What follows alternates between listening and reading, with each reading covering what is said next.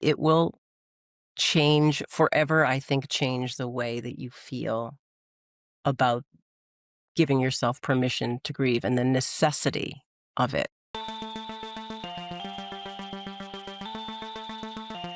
Lisa, welcome to the show. Aaron, thanks for having me. Absolutely. My first and most important question is, how are you doing? Like, for real, Lisa, how are you doing? I am overall, I'm doing well. Every day is a little bit of a mixed bag, if I'm being totally honest. I have two grown kids. One lives 4 miles away, the other one lives in Japan. So, a part of my heart's always kind of there and, considering her and what she's up to in her life and, just living and working and thinking about aging parents and trying really, really hard not to show the bronchitis that I have in this podcast by keeling over and coughing in your face. But otherwise, I'm great. How are you? How am I? I feel really blessed. My wife is healthy. My newborn son is healthy. So I feel like when that is true, then everything else could be really shit. It's not, but it could be. Then life is still a miracle. So that's how I try to view it. I've been saying I've never had it so good, and that's probably true because I'm married a little over a year now, and my son's a newborn, and it's pretty fucking cool. So, I love yeah. that. I love all those things for you. I've been married a little longer than that. We're, going on 33 years married and almost 40 years together and, a couple grown women for kids. And, I feel those same blessings every day. Um, the decades going by, it doesn't change it. It just amplifies it. So I feel you. Hello, my friend. Before we jump straight into the episode, I would love to share the sponsors of this podcast. And the sponsors of this podcast are all the businesses that I've created that are really part of the ecosystem that run this whole thing. And at the top of that list is Patreon. Patreon is the home of our exclusive community where we do bonus episodes, live streams, Q&As, and merch discounts, and so much more. Patreon is the number one way to support this podcast and to support my mental health nonprofit called You Are Loved. Next, we have my clothing brand called Shop for Everybody. Every hat and every t-shirt you see me wear on every single episode of this podcast is from Shop for Everybody. It's the home of For the Dads, For the Moms, all Something for Everybody merch, and it's the home of all You Are Loved merch. So that's shopforeverybody.com. And the last thing is my sports performance brand called Champions Adjust. Again, if you see anything Champions Adjust related, it's all found at champsadjust.com. It also has its own podcast. We also do a sports show through Champions Adjust. And if you're looking for any mindset or mental skills classes, they can all be found at champsadjust.com. And so if you want to stay up to date on everything that we're doing here with all of the businesses that I'm involved in, please go to aaronmashbitz.com and sign up for our weekly newsletter. Thank you. Now, on to the episode, completely uninterrupted and ad-free. Here we go. Well, I guess we could start here because we're already talking about parenting and kids before we jump Yeah. into sort of mental health and the thing that connects us both. Maybe this is like a too broad of a question, Lisa, but anything that stood out to you raising kids when they were younger, things that you thought were important to teach them, or maybe some things you got wrong, or it's just anything like that off the top of your brain that maybe you could share with me. Oh, yeah. I mean, I spent so many years in the parenting space and writing about raising perfectly imperfect kids. And, I always have a lot to say about that subject. And, the thing that always comes to the top of my mind, and this, your son isn't even talking yet. He's barely here.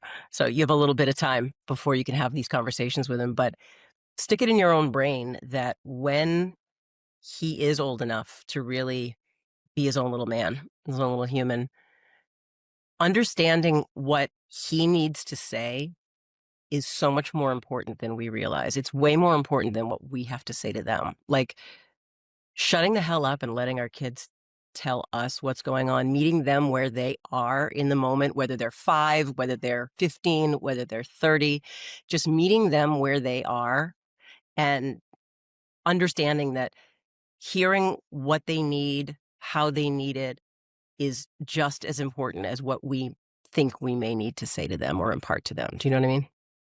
Hmm. Yeah, maybe this podcast of being able to listen will help me in that journey of trying to understand what my son needs or what he's trying to get across, you know? So I think that's important because yeah, I mean, I can tell as my own self, like I'll try to almost tell him what he needs before knowing what he might need because that's what I needed because I was a young boy and whatever the case may be. So that's a very interesting point. But I also feel lucky at the same time that I have two incredible parents as a good example. So I feel like I'm not totally flying naked here, obviously, but you know we try not to mess our kids up too bad. I guess that's the goal, maybe. Yeah, that is the goal. We want them to be, V2 of us, that better, stronger, faster version in all the ways. And, it's really just about just showing up, just being present, just shutting up and listening and not trying so hard to do all the talking. Like we think, just by nature, like being the parent, like you've got to be the caregiver and you've got to be the provider and you've got to be the teacher of all the things. And that's true. But we don't always have to be the one talking, and we don't always have to be the ones with all the answers. They have a lot of the answers that they give back to us if we're paying enough attention to receive it. So I learned that. It took me a while to learn that because you're always kind of running around with your kids feeling like, I have to be the go-to. I have to be the one who has, kind of all that knowledge in my head. And sometimes you just don't. And it's a hard place to be when you realize that, maybe you're offering something to your kids that they don't need and you think they do. So sometimes if you can kind of strike a balance where you're paying as much attention to what they really are saying, that's when I think the gold is found. That's where it Mm, is. yeah. Also, I feel like I learned this at least from sports is that at least when I was a young boy, I was watching more than I was really listening. And if I saw someone who I looked up to as a role model, especially as a man, do something that I thought was good, I was going to model that same behavior. And then if they reinforced that behavior with words that made sense, I was like, oh, okay, this is real. Like I've had certain baseball coaches who say we should be calm under pressure, but then they throw a bucket of baseballs when something goes wrong. And in my brain, that's like, doesn't make sense. I'm not going to trust that person.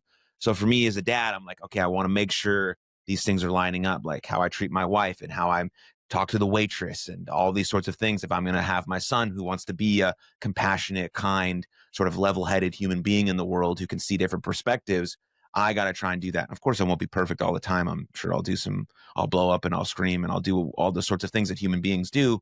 But hopefully I can build enough, build enough of emotional bank account that he, understands that when I say I did something wrong and hold myself accountable, that we have that sort of relationship. So that's the things that Well, I've at least been thinking about. I think that what you just said is a huge point. It's a beautiful point that we have to show our kids that we're fallible. We have to show our kids that we can make that mistake and we can recover and we can be resilient and we can move forward and we can admit when we're wrong like that. There's so much incredible value in that. And that you can maybe have a disagreement with your wife or a friend or the guy at the supermarket and say, I'm really sorry. That my bad.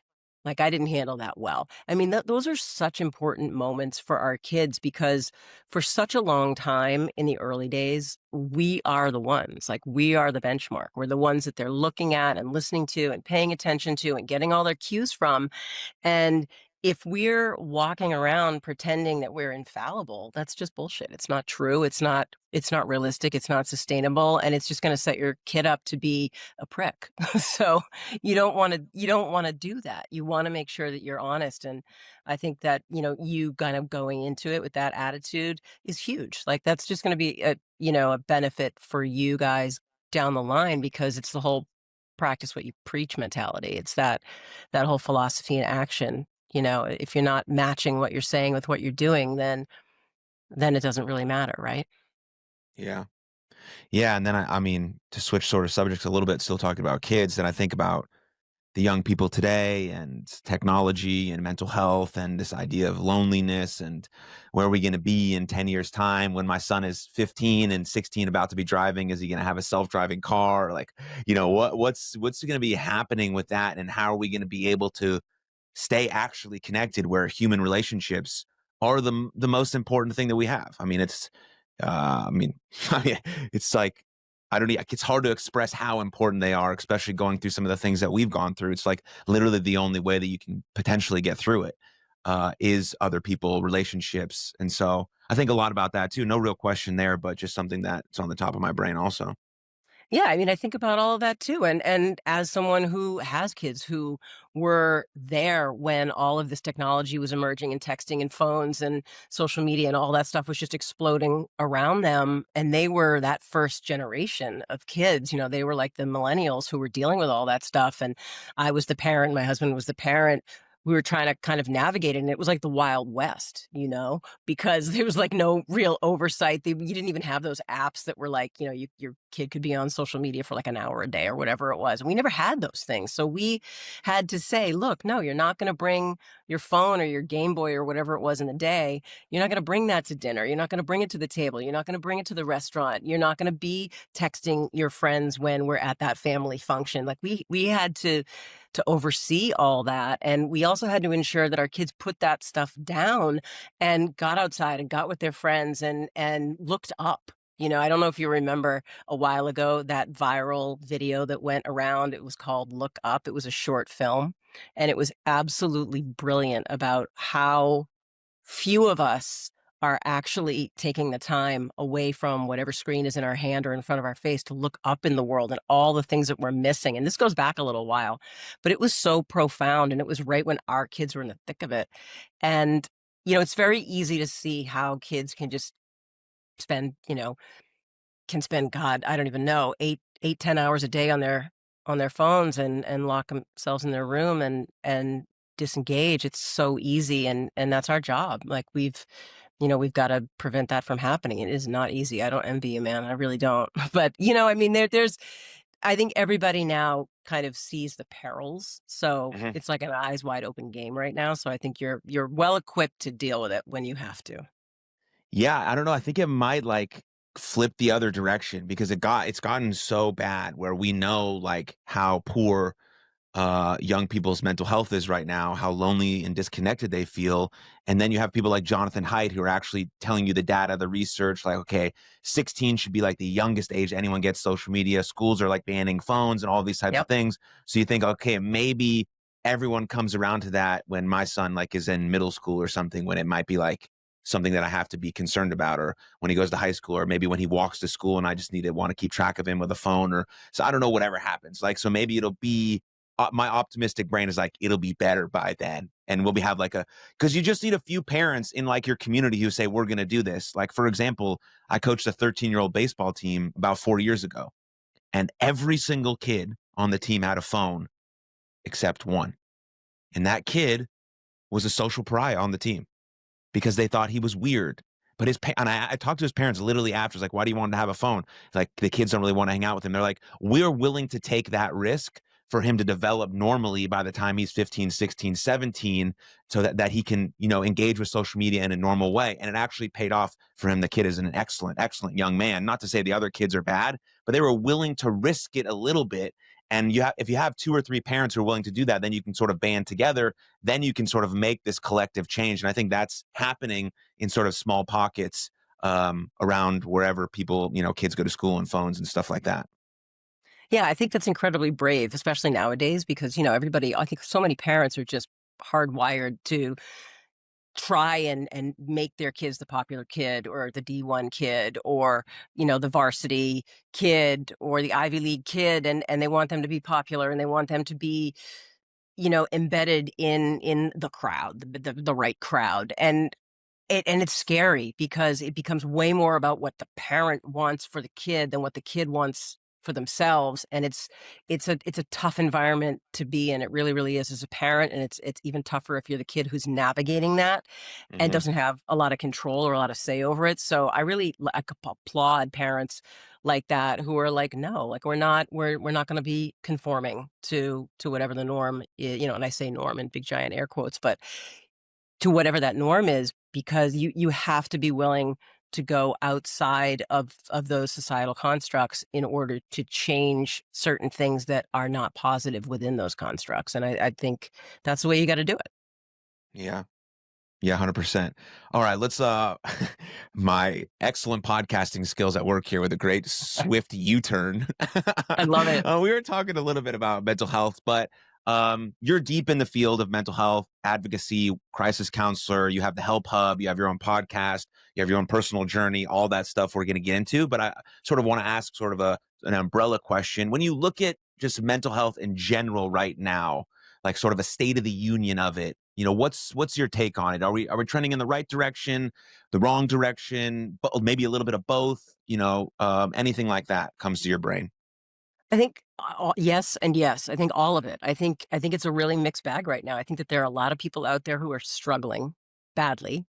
And look, I think that, kind of dipping back into technology for a second, I think that the online world is both a blessing and a curse. And I think it's helping, and it's also crushing everyone's mental health. You've got podcasts like this where people are talking openly about their mental health and about suicide and about, awareness and prevention and things like that. And then you also have the negative side, the downside, where it's a comparison culture and everyone's feeling like they need to measure up, and people feel isolated, and people aren't interacting together anymore. So you've got like the good side of it and you've got the bad side of it.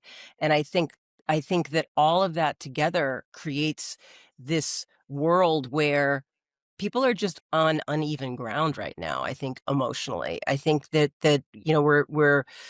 we're in a world right now that is a very precarious world anyway. It's a precarious world politically, um, emotionally, socially. There's just a lot out there that's kind of working against us. People are very divided in lots of ways, and it's caused a lot of stress that, there's all this, this collective, this I guess collective grief over so much of what's happening, and shock culture. You turn on your TV, you turn on your device, and it's another war, or it's another school shooting, or it's another bombing, or it's another death, or it's hard, man. I mean, it's really, really hard. I mean, my kids are grown-ups, and I'm scared to death about the world that they're inheriting right now.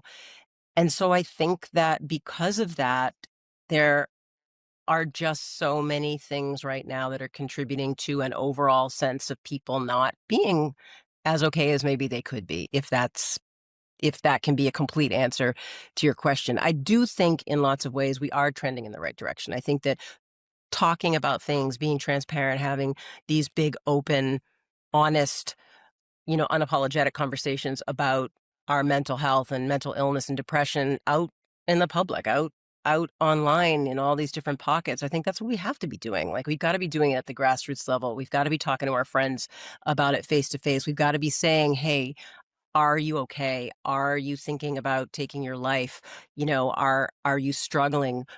We've got to be able to put everything under the spotlight for real, and not just have it be performative. Like, we actually have to have the real conversations in order to continue to change things in the direction that I think they are changing. Like, so many people are out there having this kind of a conversation, and that's beautiful. And we need to just kind of build on that. But I think we have a lot of work to do at the same time.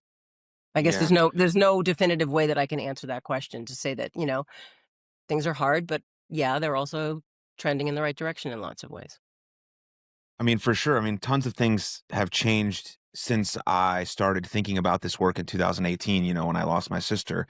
Tons of things have changed. And I have a take on this, but do you still think we're in sort of, do you still think mental health awareness is important? Or do you think we've moved past that into something else? I mean, I'm trying to not be sort of specific here with my question so that I can give you my take after you give yours, but do you still think that mental health needs more awareness? That's my question.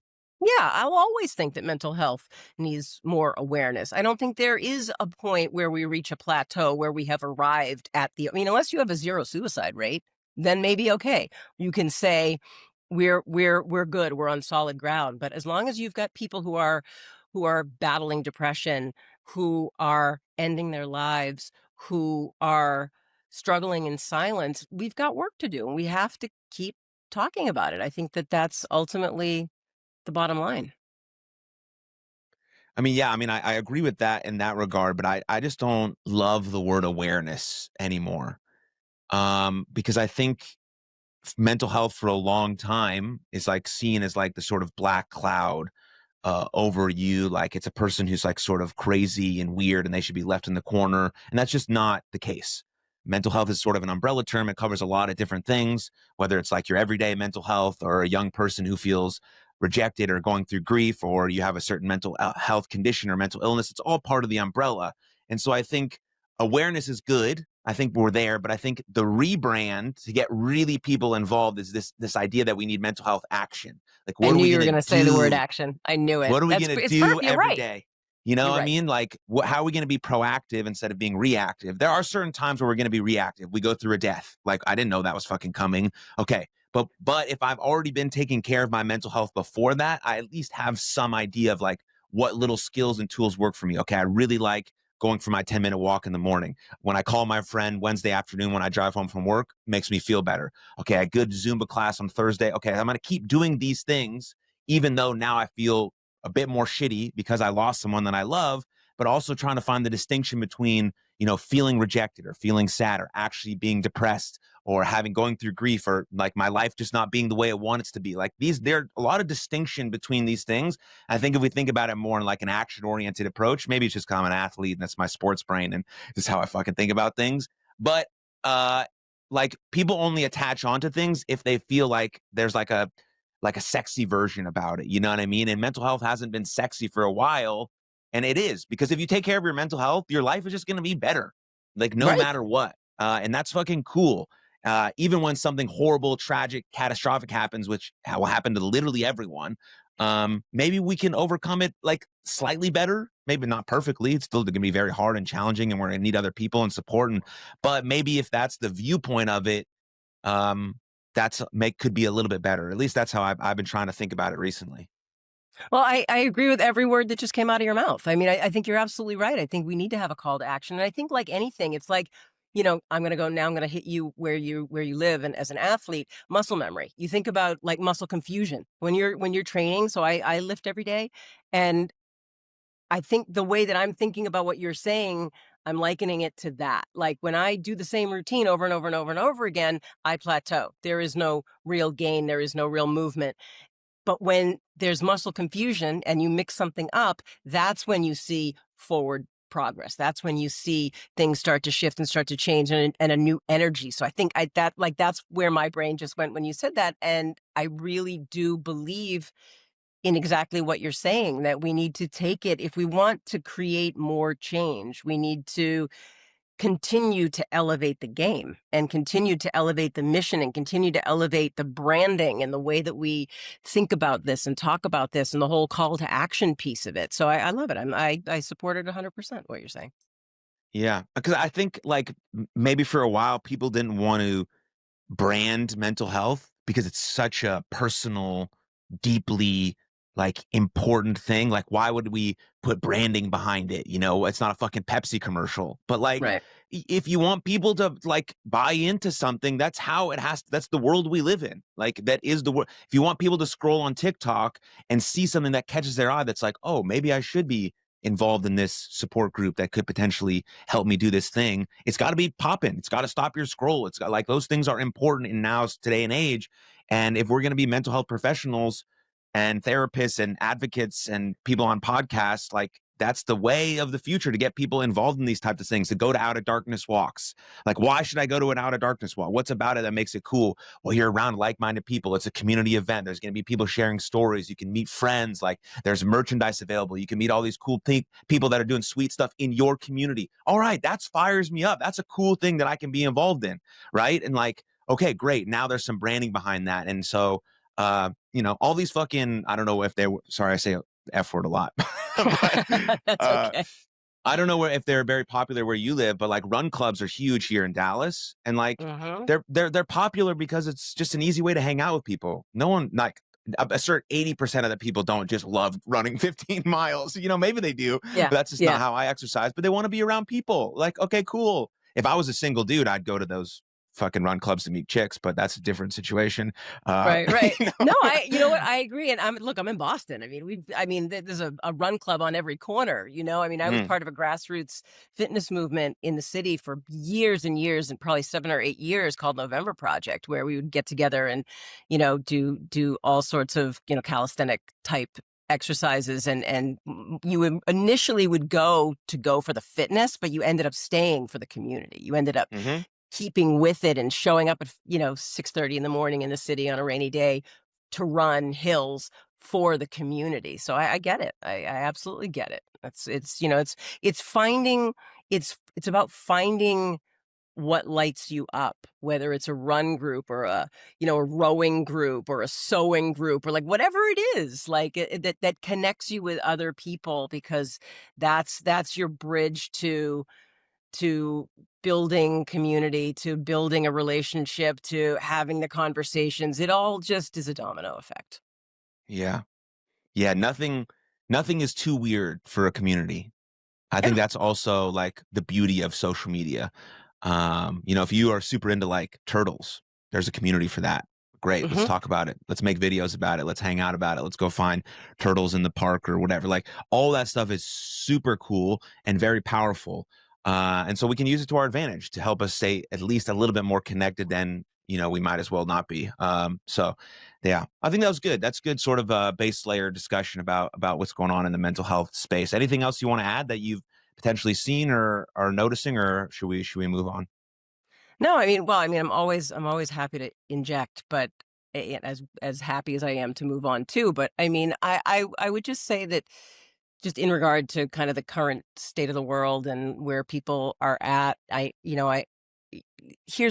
this is more of just like a nugget for whatever it's worth, and it certainly is not my nugget. It's just general, general impression.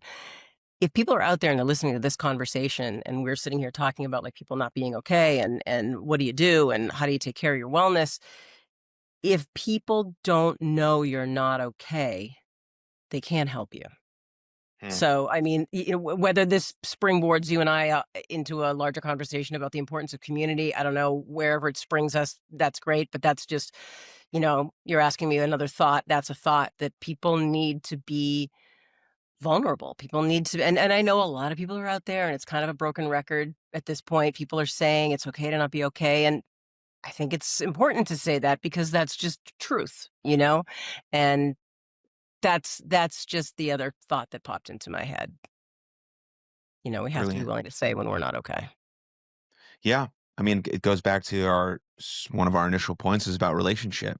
Mhm. If I feel connected to someone, then I'm willing to ask them a question honestly, openly, for real, and answer and build that relationship and be a little bit vulnerable. And we sometimes you have to risk it. There are going to be times where you're vulnerable and it gets thrown right back in your face.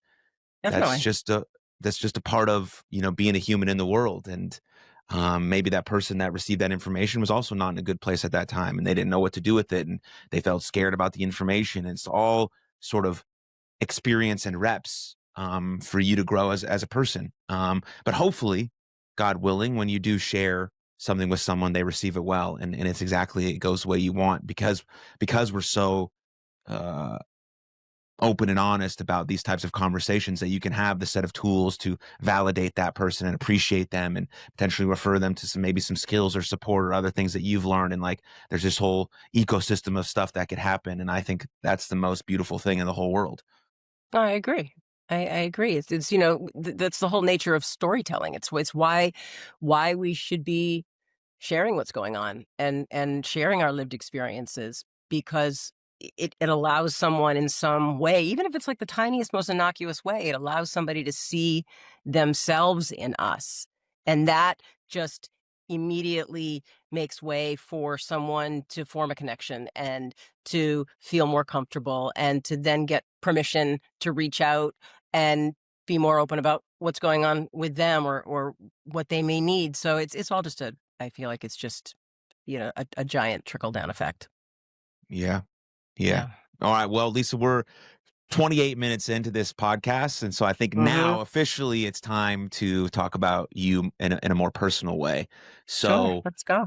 please tell me um, why you're doing the work you're doing in regards to your dad, in regards to the circumstances that led you to care about mental health and suicide prevention and things of that nature. So my story is a little bit unusual in some respects. So I'm a three-time suicide loss survivor. I can say that just like right from the jump. That all started for me when I was 9 years old. I lost my cousin to suicide. He was 18. And the year later, so we're talking late 1970s, a year later, I lost my father very suddenly. Super healthy guy, very active, energetic, full of life. And he was gone overnight. And I was told it was a heart attack. I had no reason to disbelieve it. So that was the narrative I lived with my entire life for 35 years through high school, college, marriage, kids, all that. And then when I was 45 years old, 35 years after he died, I learned it was a suicide. Just kind of completely stumbled onto the truth that my dad had died by suicide. And about 4 years ago, I lost a third person, one of my closest childhood friends, to suicide. Again, never saw it coming, completely out of the blue. So, starting really with that loss of my dad and the whole shift in that narrative and losing the same person twice in the same lifetime in two Mm, really radically different ways at two very different points in my life, it just, it really just blew me up. I don't know any other way to say it.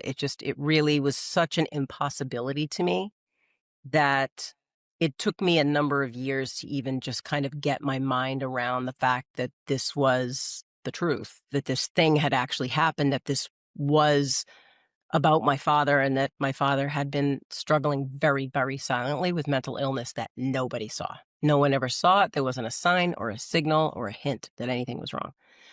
So, a little bit of backstory. I've always been a content creator. I wrote for newspapers and magazines for years, and I kind of ebbed my way into writing about parenting and raising kids. I had, two girls.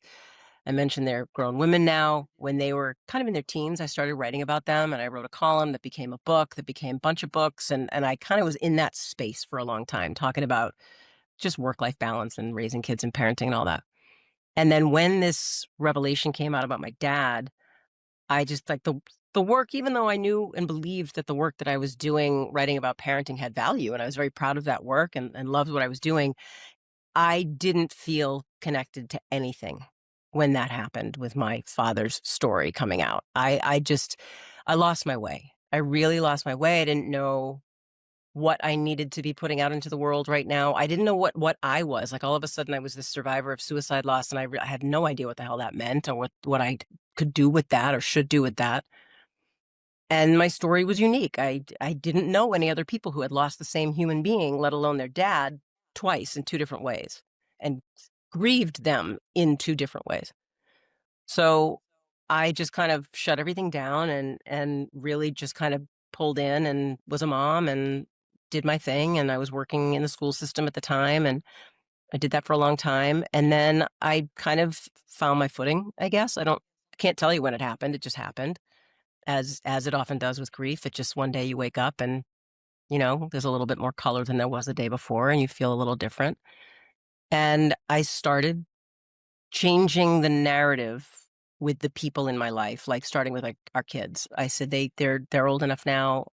I want to talk to them about my dad, tell them the truth, talk about mental health and illness and things like depression. And I just wanted to open a dialogue with my kids. And we still have that open dialogue that's been going on now for, a dozen years because of that. And then it was just a ripple effect. It just rippled from my kids to my immediate family to my friends, and then the narrative of my dad's suicide just became the story because that was the story and it's how I shared it. And then I did it the way I did everything, which was to share in my writing and in the content I was creating. And little by little, I started having conversations and I started putting things out there. And the response I got, Aaron, was unbelievable. I to this day, when I think about how people reacted to the things that I was sharing, it just blew me away. It with people with such compassion and such kindness and such appreciation for the honesty and the vulnerability and all those things. And it just, just kind of fueled the fire. And it led me in just so many different organic directions. None of what I do now, everything has this cohesion, and I don't really understand how that is. It's just kind of a phenomenon that everything happens so organically without a single plan for anything, and yet it all just coalesces in the most beautiful way. So I wanted to start doing more, like you and your path after losing your sister. You wanted to do more and make a bigger impact. And so I did too. So I got involved with the Trevor Project and I wanted to be a crisis counselor. So I got trained. I've been doing that almost 4 years and taking calls from people who are not okay and helping them and putting them together with resources. And I started my own podcast, The Survivors, where myself and another woman who is a survivor of an attempt and multiple losses in her family and survivor of abuse and so many other different things she has survived. We talk about that. We talk about all the ways that people can survive and the things that people have been through. And then I started this platform, the HelpHUB, because I wanted people to have the resource they needed when they needed it most, like my dad did not have.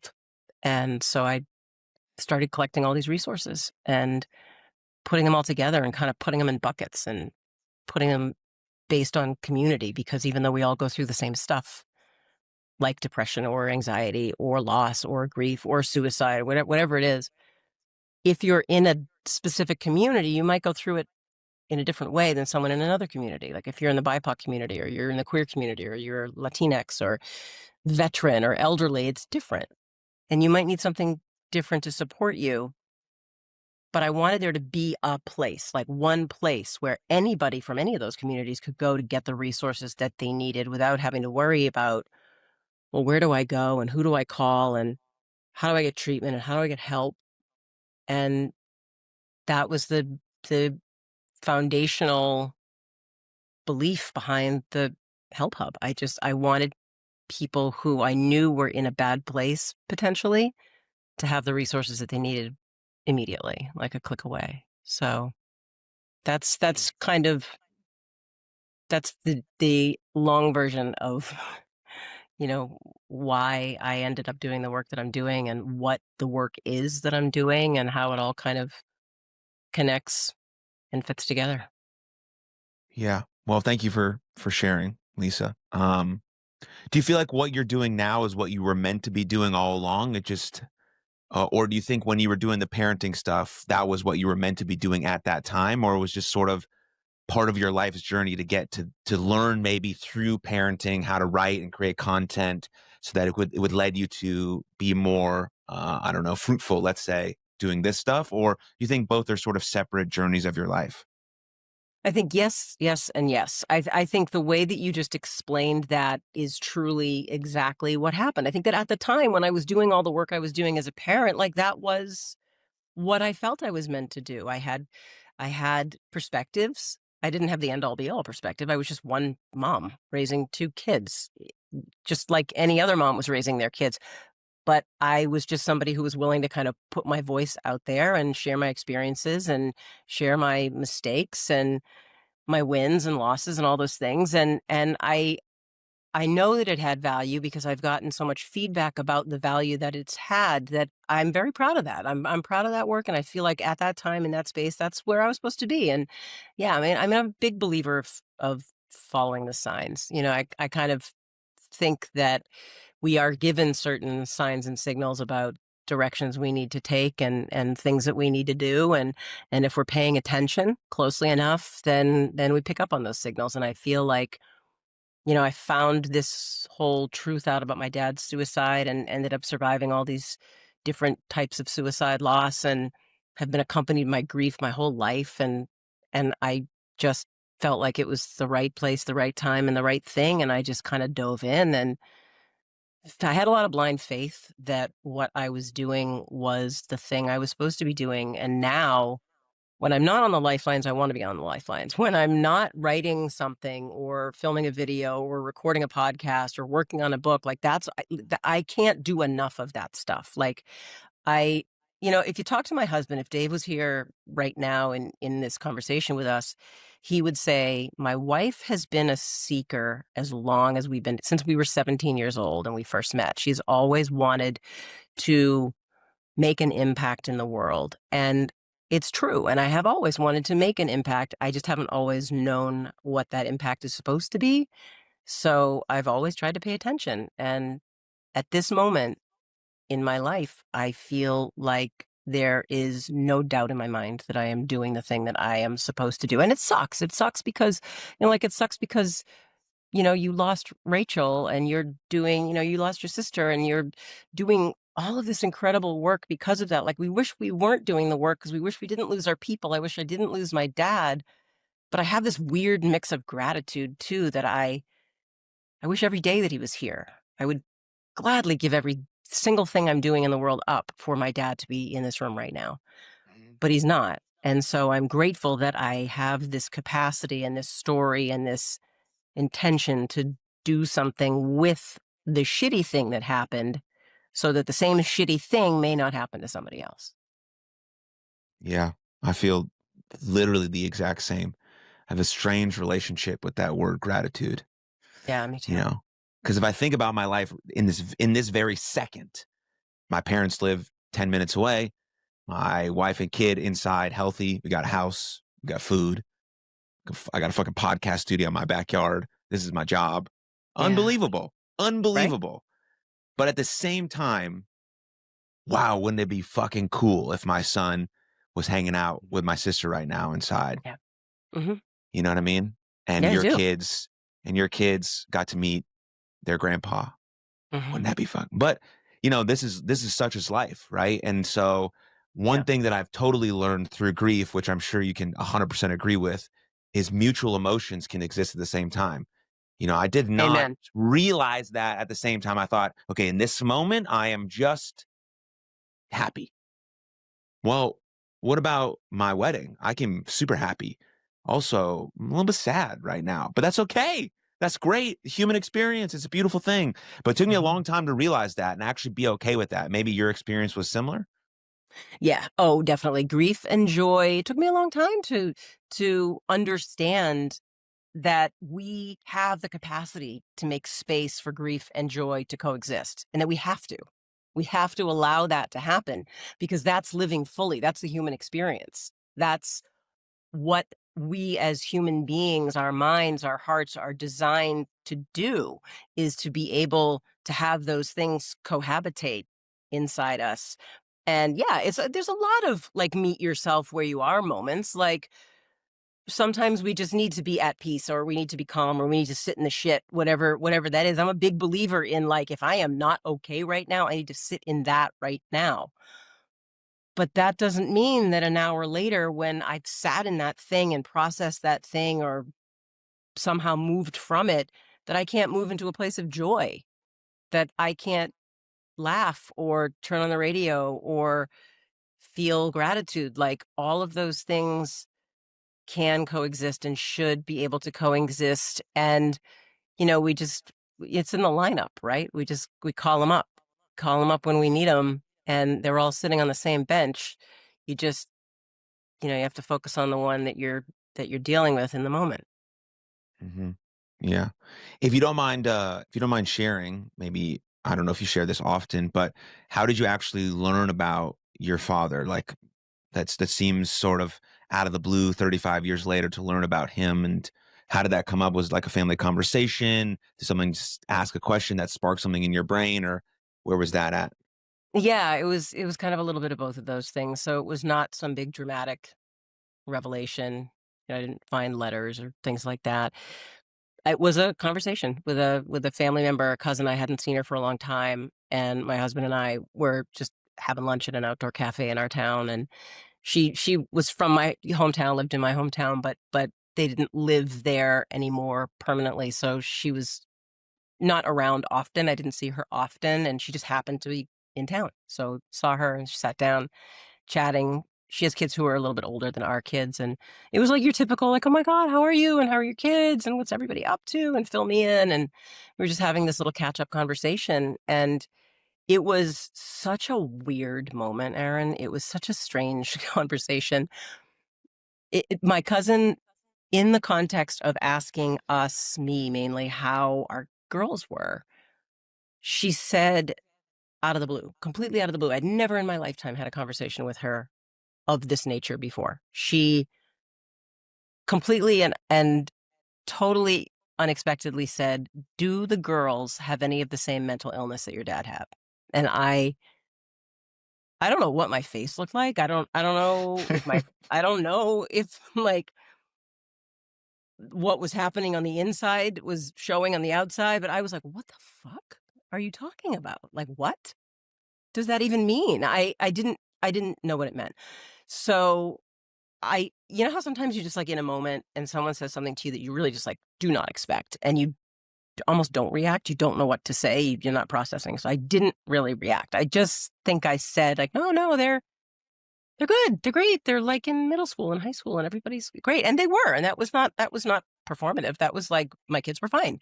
Ultimately, they have both since that time had issues with, with anxiety and with some depression, and have seen therapists and have done some incredible beautiful work on themselves as people.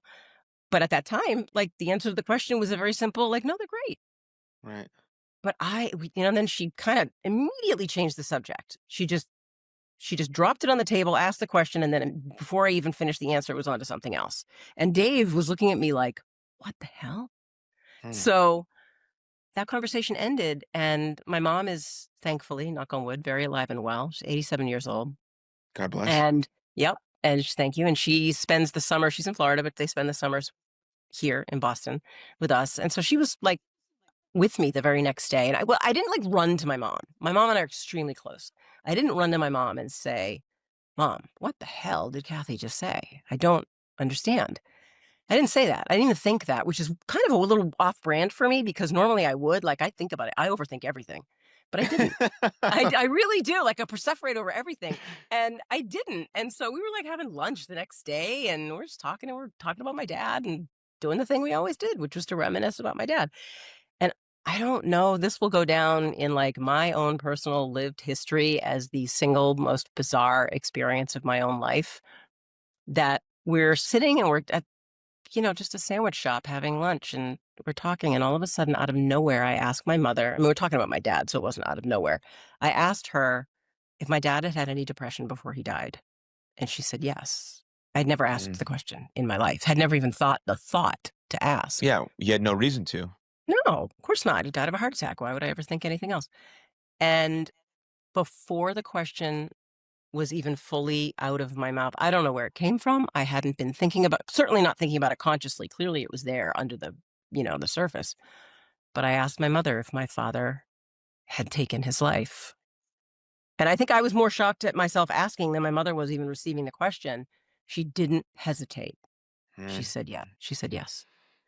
Hmm. And she told me that and of course, now she's hysterically crying and I'm hysterically crying. And now we're leaving the restaurant, crying in the parking lot to my car, and where we sat for 2 hours, hysterically crying, and me in complete shock, the kind of shock where you don't feel your fingers. You don't know if you're really sitting there.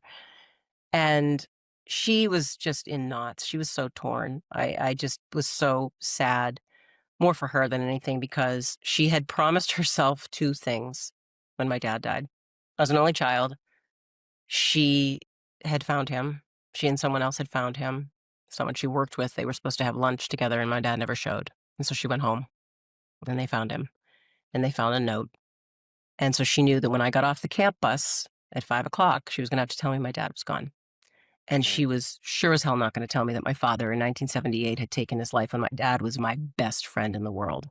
So Mm. she told me it was a heart attack, and she promised that she would never tell me the truth unless I asked, which it's like, why would I ever ask?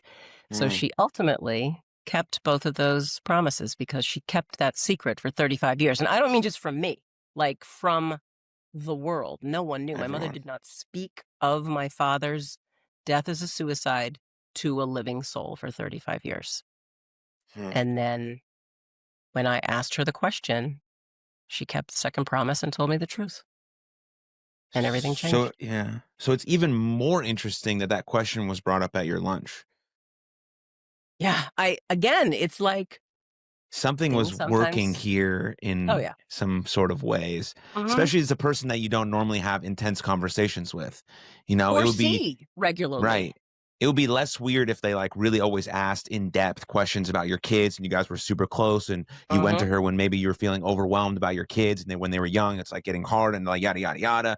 But none of that was true. It's like super, super interesting. mhm. Yeah, Wow. so random. The whole thing was so, so random, and again, like, going back to what we were talking about before in terms of, like, signs and signals, and I just am such a big believer that things happen when they're supposed to happen. It's like people come in and out of your life. There are seasons for people and for experiences, and I just think that was the moment. That was the way it was always supposed to come out. I don't know why, but maybe somebody else does. I don't. Hmm. Mhm. Yeah. Well, thank you for sharing. Yeah, thanks Um, for asking. yeah.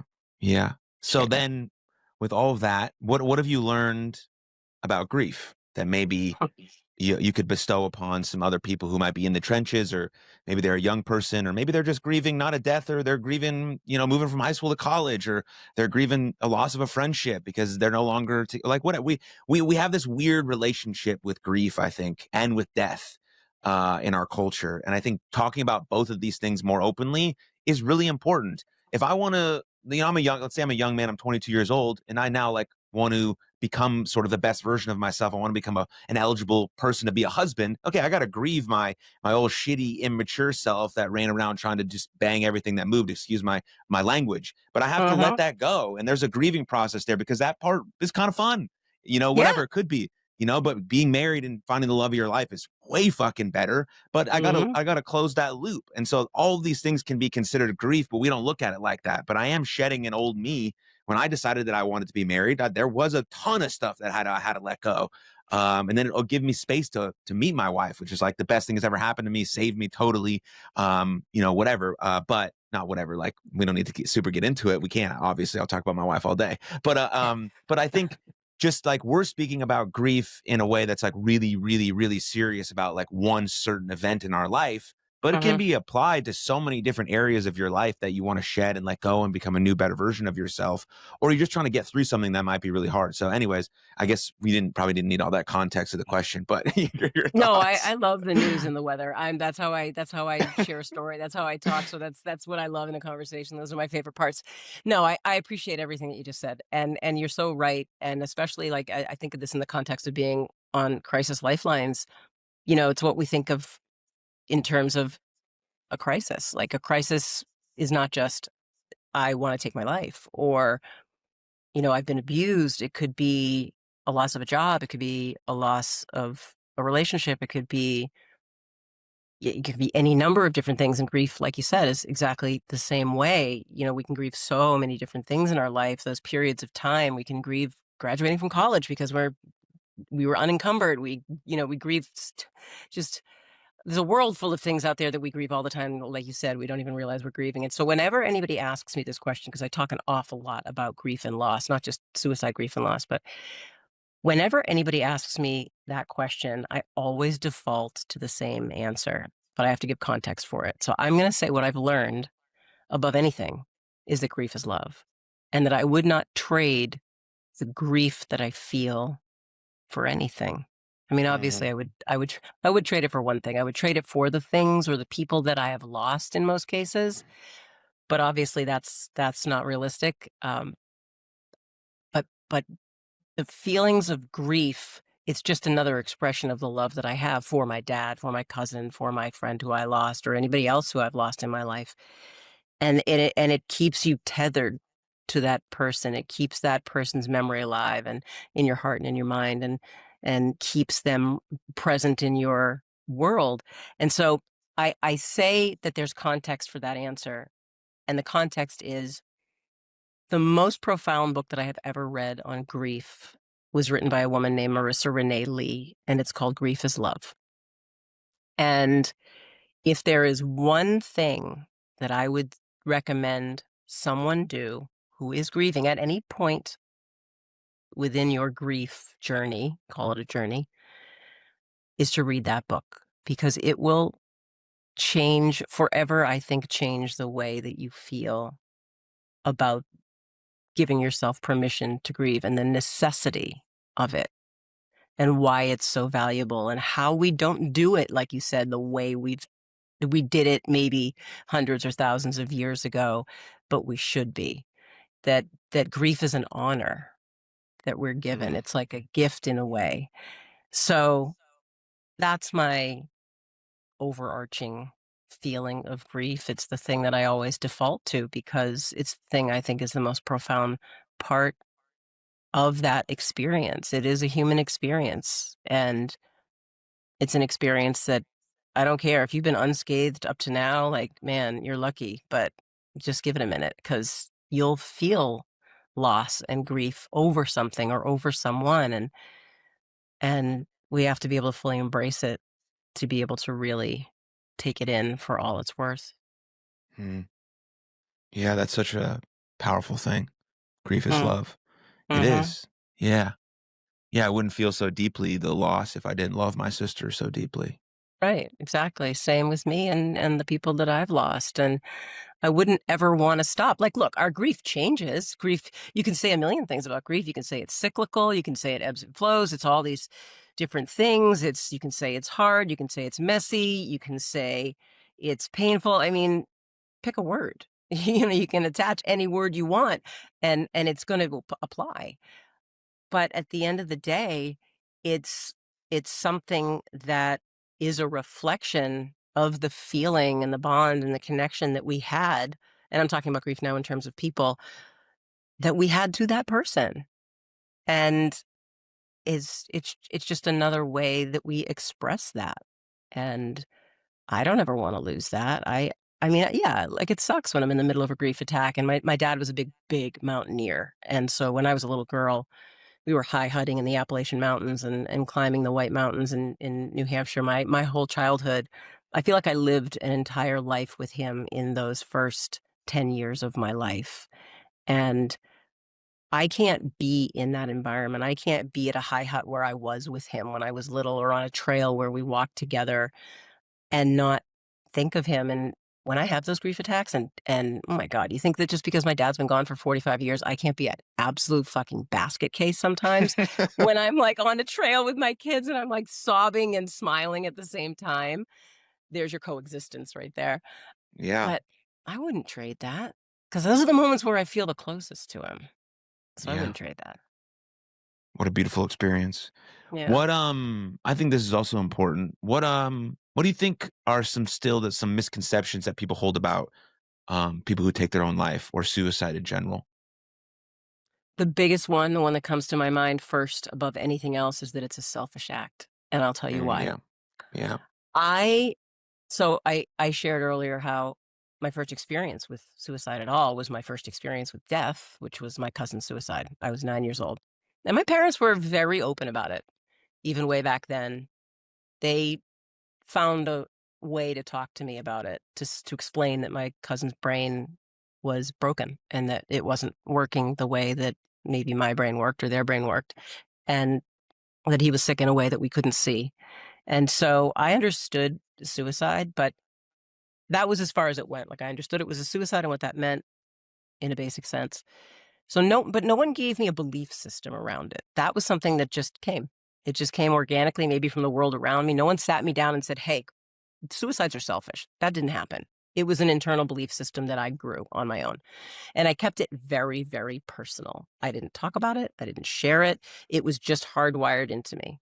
And so whenever I would hear in my life that people had died by suicide, I felt that way, that it was selfish. Like, why couldn't they just reach out? Why couldn't they just ask for help? Why couldn't they live for the people who were important to them?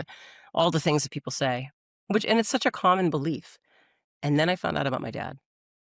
And it just upended me, Aaron, in the most profound ways. I just wanted to understand the mentality. Like when someone is in that place of desperation, when someone cannot think clearly, when someone makes that choice, because it's the last choice that they have control over, where are they? What are they thinking? How desperate are they? And I started like stockpiling information and articles, and I'm going through everything. I'm researching. I'm on YouTube and I'm listening to survivor stories. And I just like overnight, in a snap, it changed. And I Mm. realized that mental illness is an illness. And how do you blame somebody for having cancer? How do you blame somebody because they dropped dead and had a heart attack? Like you don't. Why in the world are we blaming people, or why was I blaming someone who had mental illness for the outcome of that, which is the byproduct of that is depression? And a response to depression can often be suicide because they don't want to be in pain anymore and they don't know what else to do. And it's the only way they have agency. So all of a sudden I saw it so clearly and it changed. And that it just affected everything that came after that for me. Then all of a sudden I just needed to share that. Not to try and convince people otherwise, but just to share that that was how my attitude had changed and Mm. why. And it's been one of the most profound learnings that I've had about suicide in all these years since. Yeah. I fully am on board with you on that, but I'm a little bit different. I do try to convince people otherwise because I feel like the suicide is selfish sort of myth is such a low resolution take that it disrespects my sister, and I just Yeah. won't take. I won't take it. Now, I can understand why people would say that because, unlike other illnesses, this person is ending their life through their own hand, right? So you could say that is a selfish behavior. But then I also think I get a little bit more compassion. I'm like, well, you probably think it's selfish because one, you've never been in the depths of your own hell, which thank God, I wish that for no one. So you've never seen that in real time or felt that in real time. So you don't actually know what it feels like, which is Right, right, great, which is like, please. So then I sort of get both ways. I'm like, great that you've never felt that, but let me sort of try explain to you what it might mean. It doesn't matter that my sister was in a room where her dog was right next to her and she was loved and she had family and friends and all these types of that. At that point, it literally doesn't matter. But that's hard to express to someone who's never been on the edge of that. And again, God bless, thank God. Or you've never known someone who's experienced that. I hope no one ever has to experience that ever again. But it is a very sort of low resolution take. And if you think deeper about it, you can understand that, this is someone at their very, very, very end. And not with all suicides, because all suicides are different and people are different and they have different sort of idiosyncrasies and things that they went through. But for the majority of them, it's not like this person really wanted to die. At least right. I don't think that was my sister's case. Like she was like living life, but she was in such pain with Yeah, bipolar disorder, with depression, with schizophrenia, with the voices in her head, with all these things that she thought she had going on. She needed it to end and she had no way to get rest from it except for this choice. And so when we yeah. start to think about it in that way, and when my mom started thinking about it in that way, it gave her like a little bit of, solace. Like I honestly can't imagine losing a child. It's still, it makes it even worse now knowing that I have a kid, what my parents have had to go through. And thank God we're all still together and, and they have a grandchild now, which is amazing and beautiful and brilliant. Thank God for Yeah. that little munchkin who's a little bundle of joy. But yeah, like so I feel the same way as you in that regard. But I think if people can try and at least understand that a little bit, we can then extend a little bit more compassion. Same way why we try not to say committed suicide. It's not like a I'm bad, glad you said that. it's not like a Yep. bad phrase. Like I know some doctors and psychologists who still say it. But for me personally, I'm not going to police anyone's language. That's not how I want to approach life. But for me, it makes it seem like my sister was some sort of criminal. Just the Mhm. wording, and she wasn't. She wasn't just the Right. sweetest, kindest, most joyous human being I've ever met. Mhm. Very similar to your dad, who she had a lot of energy, like ton of energy. Just like every time they walked into a room, people knew and like smiled like that. Okay, fuck it, Mhm. yeah, right. She's here. Her dad's like great stuff. So I just think about that. But people can choose how they want to approach it. But here's the information, and what is what it is. Yeah, and I'm really glad you talked about committed suicide and that language that we use, because language is the thing that shapes the belief system that we all hold. And so you talked about how you're like, yeah, I actually am actively trying to change people's minds. I'm a little bit more passive about it. in terms of the belief system part, but I'm very, very active in trying to change the way people feel about the language that they use. It's visceral to me now. Like when I hear someone say committed suicide in any context, it it gets me cringy. It gets Mm. me, I feel that in my heart, and I feel it for exactly the reason why you said. And that's the thing that I do try very, very actively to get people to change by explaining that, it's ripping them of their dignity. It's robbing them of that dignity because that it's the connotation of the word committed. And, like you Mhm. said, it's not like commit a sin, commit a crime. And that's not the case. It's not the case. They had mental illness and they chose the only choice that was available to them to make it stop. So no, I feel you. I feel you a lot. I'm glad you brought that up because that is one way where I do preach that as often as I possibly can. Great. Yeah, change those hearts and minds. Hmm. As we start to wrap up a little bit here, um, why don't we? I know you want to share some resources. You're a crisis counselor. Where would you love for people to be directed towards? Maybe if they want to learn more, they want to learn more to help someone they love. They want to help themselves. Or they just want to maybe get involved in this beautiful space that we're rebranding super sexy of, of mental health. Mental health action, the Yeah. mental health action community. Um, I think first and foremost, I'd always just tell people to keep the 988 crisis lifeline on your brain. Keep that handy, keep it in your phone.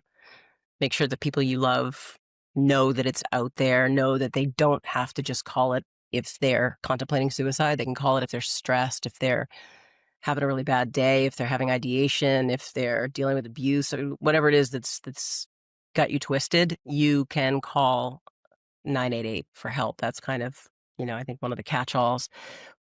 But I'd also just say take a peek at my platform. Go to the HelpHUB. I've spent a lot of time. It's almost a year now since I rebranded the whole thing, and a lot has happened to it in a year. It's evolved in so many beautiful ways and grown in so many beautiful ways to be a place where anybody can find, hopefully, the resources that they need to support their unique needs. It's all free. I don't want there to be barriers for people to get the help and resources that they need. So if people are looking for like online mental health support or mindfulness sites or tools, uh, content. I have a really, really extensive archive of my own content that's out there in the world that's mental health related, podcasts that people can listen to. And I have a toolkit if people need help with language, what to say and not to say. There are tools. I have tools there to kind of guide you and help you. And above all, mental health and wellness resources that have already been vetted. So, because when you're in that state of mind and you're not okay, last thing in the world that you can do is stop and think about what you need to be doing or where you need to be going to get your info. You just kind of need to know where you need to go. And so Mhm. all that work's been done for you. So I would just say go to the helphub.com. I'm actually giving you the wrong URL for my own website, thehelphub.co. Go there to get all the information, how to find me and the work that I do, the stuff that I put out into the world, and all the resources that are there. Yeah, beautiful. We'll just link that in the show notes so anyone can go there. But when can we, Lisa, expect the book to come out? The book is exciting. I'm actually just on the verge of recording the audio version, which I have never done. Got a bunch of books out in the world and have never been the one behind the voice of the book. So this is a special one, and I'm really excited. And also, I'll give you a little teaser. There's somebody else joining me in the book. I've got my mom, who is going to be a voice in the audiobook, and she's also done some contributing to the book itself because it's her story too. So Yeah. you'll see her make appearances throughout the book, and it's called Surviving: Finding Hope After Suicide Loss. And my dad's story is really just kind of a vehicle for having the bigger conversation, and it Right. really distills down the help hub also because when people are reading it, the hope is that they'll connect with some part of my story, and then so often we read something where we do connect with someone and it does bring things up and it does make us think and reflect, and then we kind of don't know what to do with those feelings or where to go. So the help hub is distilled down into the book. So it's part memoir and it's part field guide to help people if they need help, find it right then and there while they're reading the book. So that comes out everywhere, April 28th, which is coming really soon, which is blowing my mind. But it's already out there in the world for pre-sale, and it's a big project. I've been working on it for a really long time, and I kind of feel like I've been working on it alongside my dad. So I'll be excited to see it come into the world. Congratulations. That's amazing. Thank you. Thank you. I really I'm appreciate that. sure I'm sure all of your podcasting has helped you be a fantastic narrator for your own book on audio. So I'll tell you, it's funny because I really didn't know if I'd even be able to do this. I had no idea. I pitched the idea to my publisher because we were trying to think about people who might be appropriate to read the book, and I kept thinking, this is my story. Like I can't have somebody else reading my story. They're not going to read it the yeah, way that I know it needs to be read. And so I had given them a little soundbite, and they were very excited. They said, "No, you can go for it. You can do this thing." And I was absolutely thrilled because, yeah, I think the podcasting world is my proving ground somehow. So that was it's funny, it's serendipitous how things like that happen. so seems to be very much all in alignment. So that's brilliant. Yeah, yeah. Um, So far, thank you. yeah. Well, I've thoroughly enjoyed talking to you, Lisa. I mean, I knew I would, obviously. But is there anything that you want to say, maybe that I failed to ask you that you want to mention, or just want to comment on before we jet off into the sunset? No, I like the jet off into the sunset image. That's a pretty good one. But no, you know what, you were dynamite, just kind of asking the questions that I feel like in a conversation like this really needed to be asked, and you went to the places that a lot of people wouldn't go, which I always really appreciate. I think I would just say the thing that I kind of default to every time, and just say, I think if people can just stop long enough to realize that the way you're feeling right now, whatever it is not always the way that you're going to feel, they'll maybe give themselves permission to just be where they are in the moment and know that that will somehow shift, because it usually always does. Yeah. Yeah. Perfect. Lisa, thank you. Thanks, Aaron. Thank you very much for tuning into that episode. And if you enjoyed it, click right here for another full-length episode of the podcast. And please don't forget to subscribe. But most importantly, above all else, please take good care of yourselves and others. And I'll see you next time. Lots of love. Cheers.